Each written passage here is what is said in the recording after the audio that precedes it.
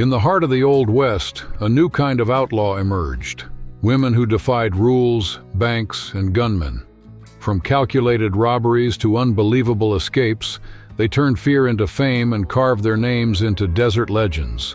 Stay with me until the end, because today we're going to reveal who these 10 renegade women are. Subscribe now so you don't miss any details and can jump into this incredible journey. Pearl Hart wasn't born for the role of a well-behaved lady of the Old West.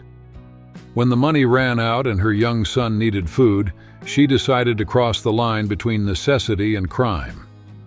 In May 1899, she teamed up with her partner Joe Boot and chose the route between Globe and Florence, Arizona for a high-risk robbery. Disguised as a man, she climbed onto the stagecoach, held the driver at gunpoint, and collected the passengers' money. In the end, she walked away with $418. Even so, she made an unexpected gesture. She returned $1 to each person so no one would reach town completely unable to buy food. Her bold run didn't last long. Pearl and Joe were hunted by sheriffs and trackers until they were captured in the desert. Joe got 30 years in prison.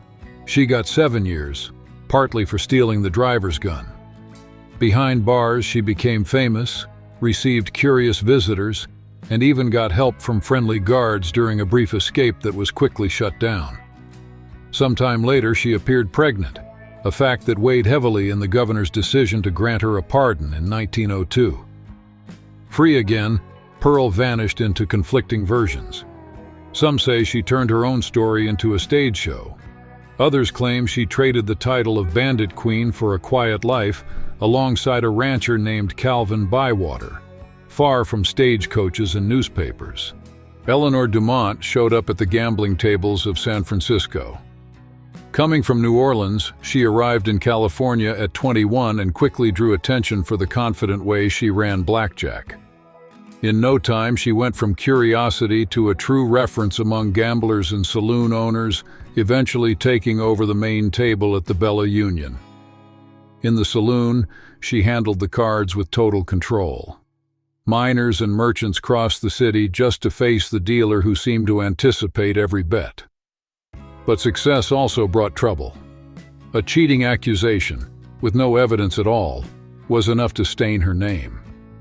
Eleanor left the Bella Union and headed to Nevada City, determined to start over.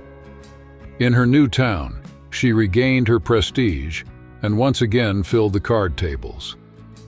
Years later in Carson City, she met Jack McKnight, who introduced himself as an ally, but ended up a betrayer. He secretly sold her properties, ran off with the money, and left her with nothing.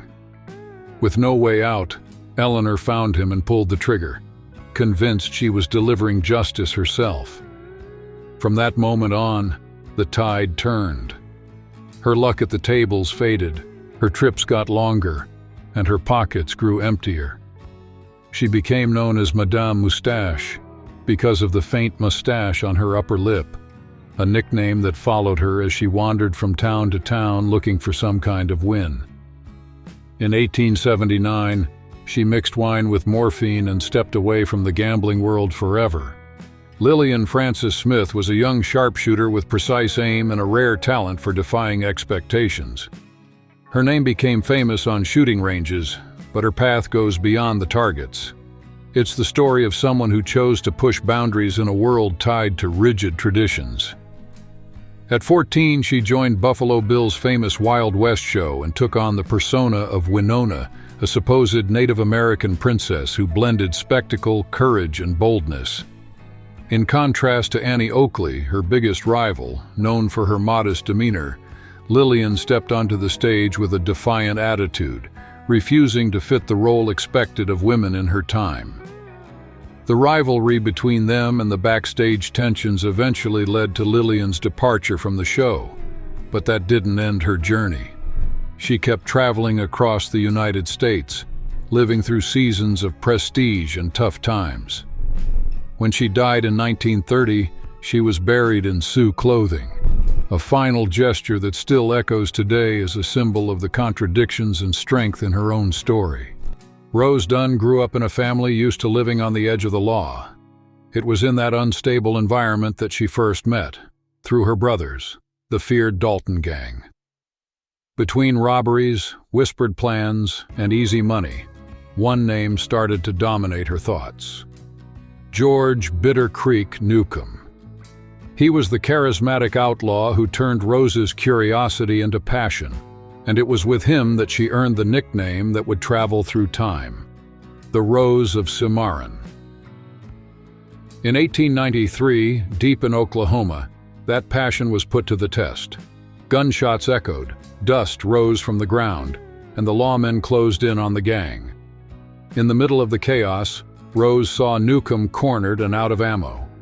Without hesitating, she ran through flying bullets, grabbed a rifle, and brought it to him, challenging death in a few seconds of pure boldness. The moment became a story, then a rumor, until it turned into part of Old West folklore. But the loyalty Rose showed that day wouldn't be repaid the same way. 2 years later, the very brothers who had introduced her to the outlaw life arranged for Newcomb to be captured. When he trusted them, he found agents waiting.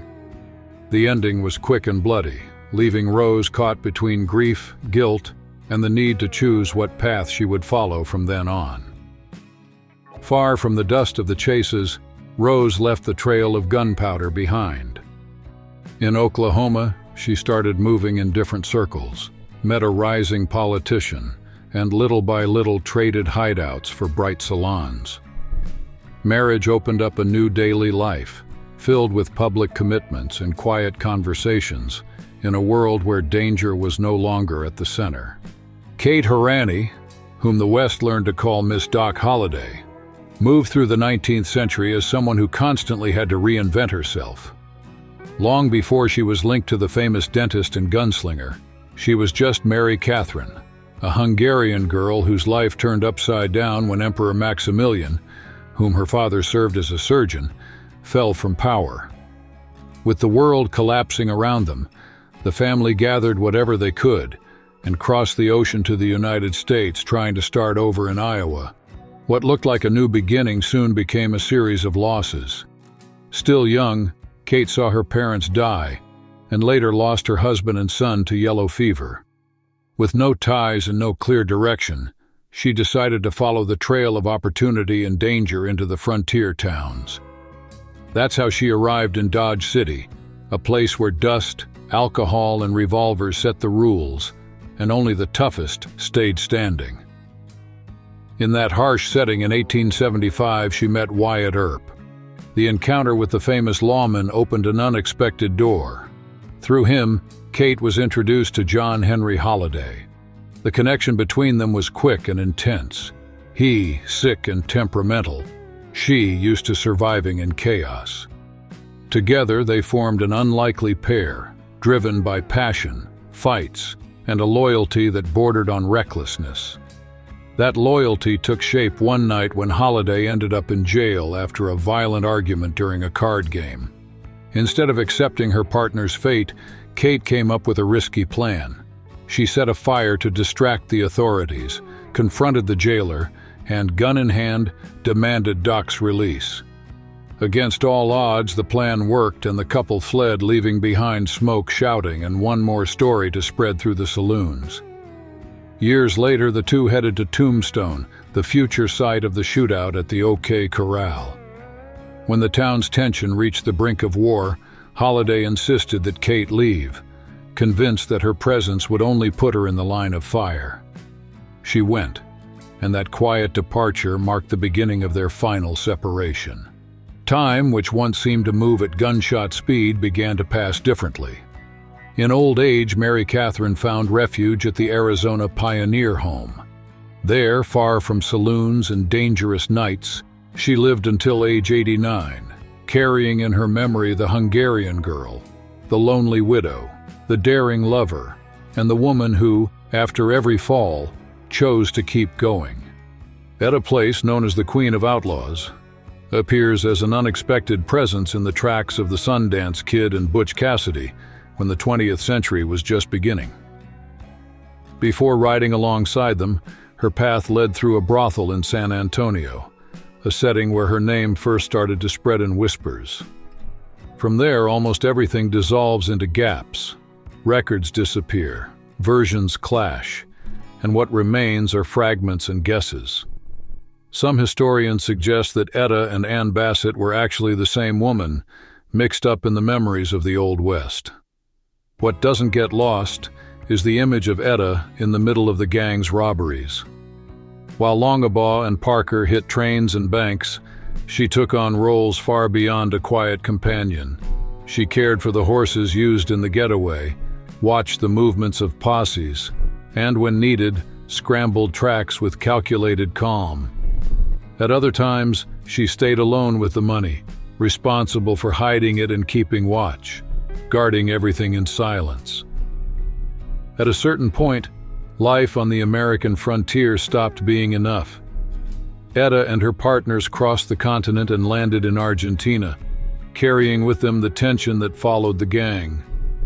In foreign lands, she took part in a bank robbery that echoed their northern exploits, repeating the pattern of risk and escape. From then on, the story split. Some accounts claim that Sundance and Cassidy were cornered in Bolivia and killed by the cavalry after a standoff. As for Etta, the clues grow even thinner. Some swear she died in the same shootout, gone along with her partners. Others insist she managed to disappear, maybe under another name, maybe in some dusty western town where no one asked too many questions. Between one version and another, there's a sense that her story didn't end there. It just slipped out of reach of the eyes trying to uncover her real face. Pearl Devere wasn't born in the West, but it was there that she decided to change her life. She grew up in Indiana hearing the script expected for a proper woman, modest work, and a convenient marriage. But the stories about mines and new towns hinted at another path. As the 1870s neared their end, she headed west in search of her own income and a place where no one knew her past. In Denver, she realized she would have to reinvent herself to survive. She adopted the name Mrs. Isabel Martin and began offering companionship and careful conversation to men with deep pockets. Her clientele grew, and the money started coming in regularly. In 1893, the silver crash wiped out businesses and scared off many customers. With the city in crisis, Pearl decided to leave once again. Her next destination was Cripple Creek, booming with the gold rush. There, she opened a brothel in the red light district and turned the house into a local landmark. She knew how to attract men willing to pay high prices, but she stood out for the care she offered the women who worked with her. She provided protection, set rules, and encouraged them to save part of what they earned. Back in Indiana, her family still believed she was just a seamstress far from home. In 1895, she married industrialist C.B. Flynn, trying to bring her real life closer to the image she described in letters. The marriage didn't survive a fire that destroyed both the brothel and Flynn's factory. He left for Mexico. She stayed in Cripple Creek, determined to rebuild right there. From the ruins came the old homestead, Pearl's new business. The house quickly became the most sought-after address in town, with parties, music, and games that lasted until dawn. There, the women had a little more voice and safety than in other places of the same kind, which strengthened the house's reputation. In 1897, the nights were especially intense, filled with whispered negotiations about land and mines. After one of those parties, exhausted and struggling with insomnia, Pearl turned to laudanum to try to sleep. The next morning, she was found dead in her room, and the house that was once full of noise had to face the silence left by a woman who insisted on carving out her own space in a world built almost entirely for men. Daughter of the outlaw Henry Bullion, Laura grew up surrounded by stories of robberies and chases, but it didn't take long for her to stop being just a spectator. At 13, she joined Ben Kilpatrick, the tall Texan, and William Carver, two major names in Butch Cassidy and Sundance's feared gang. There she earned the nickname Rose of the Wild Bunch, and unlike what many expected from a woman at the time, she didn't stay in the background. Laura took part in the schemes, helping with jobs that range from small thefts to big planned robberies. Her boldest moment came in July 1901, during the Great Northern Train robbery, which brought the gang about $60,000. But the price of that daring move showed up soon after. Laura was arrested carrying $8,500 in forged bills. She was convicted and spent 2.5 years in prison for her role in the gang's crimes. When she got out, Laura's life took a different turn. Far from the dusty roads and looted tracks, she left crime behind and sought anonymity, living quietly in different cities until settling in Memphis, Tennessee, where she spent her final years. Sally Skull emerged as a figure who seems to belong more to stories told around the fire than to the official records. Born Sally Newman in 1817 in Illinois, she was still a child when her family left everything behind and headed west in search of land. The journey, harsh and unpredictable, threw the 6-year-old girl into a world where no one could afford to be naive for long. It was in this setting that the episode that would mark her memory took place. One night, a stranger tried to break into the cabin where she lived with her parents and siblings. Her mother, without hesitation, grabbed a blade and fought back, slicing the intruder's fingers when he tried to force his way in through the window. The whole house filled with screams, but the lesson for Sally was different. On the frontier, the ones who survived were the ones who didn't hesitate. As the years passed, the frightened little girl became a young woman who didn't back down from any threat. The story neighbors love to repeat tells of a day when danger was approaching and one of the local men chose to hide instead of picking up a weapon. Sally, impatient, went up to him and demanded he hand over the rifle. "If you're not going to face it, I will," she supposedly said. And no one doubted she meant it. In 1833, already used to the tense atmosphere of the frontier, Sally married Jesse Robinson, known for facing conflicts with Native American tribes. She saw in Jesse the same appetite for risk she had learned to admire early on. But what looked like the start of stability didn't last. After about 10 years, the marriage ended, and Robinson became only the first name on a list of husbands who crossed Sally's path and ended up dead. Then came George Skull, John Doyle, and Isaiah Watkins. All of them, in one way or another, met abrupt ends, surrounded by rumors, conflicting versions, and silence. Each death increased the community's unease, and people began to see Sally as a kind of bad omen. Some whispered that she knew more than she admitted. Others hinted that her part in these events wasn't as passive as it seemed. Over time, Sally Skull stopped being just a flesh-and-blood woman and became a legend. On farms and in dusty towns, her name turned into a warning. Parents threatened disobedient children by saying that if they kept misbehaving, Sally would come for them. The former girl from the cabin became a ghost of the Old West, half person, half story meant to scare. The mystery grew even deeper when different versions about her own death began to spread. People said her last husband, eyeing the money she had saved, planned to betray her. The story told of an ambush set by someone she trusted. And so, Sally Skull's fate aligned with the dark tales that had always surrounded her, keeping alive the feeling that, around her name, there are more questions than answers, as if her story were still unfinished. Sadie Marcus. Born into a stable home but restless inside, she realized as a teenager that an ordinary life wouldn't be enough. At 17, she gathered her courage, left her parents' house, and hit the road with a traveling theater company. Among suitcases, worn-out costumes, and makeshift stages, she discovered the joy of performing, of hearing the audience's silence before the applause, and of living a different story every night.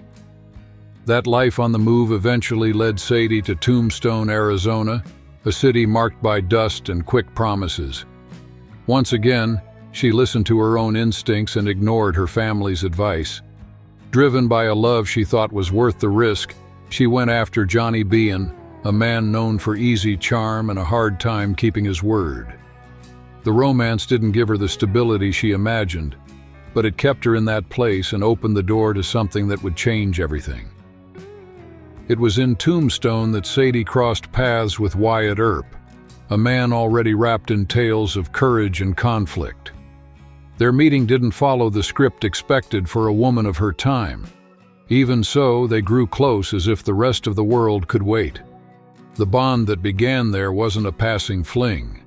Sadie became Wyatt's constant companion, partner in decisions, witness to the victories and defeats that his fame dragged along.